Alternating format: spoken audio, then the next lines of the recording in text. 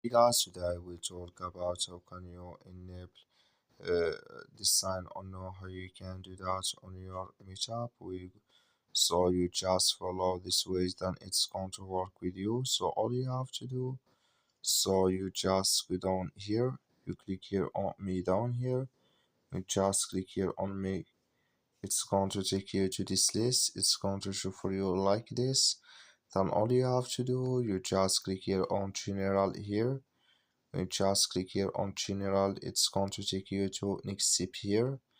Then just click on settings. When you just click here on settings, you come to next step here. Then you come here to here keep mouse. Just clicking this sign.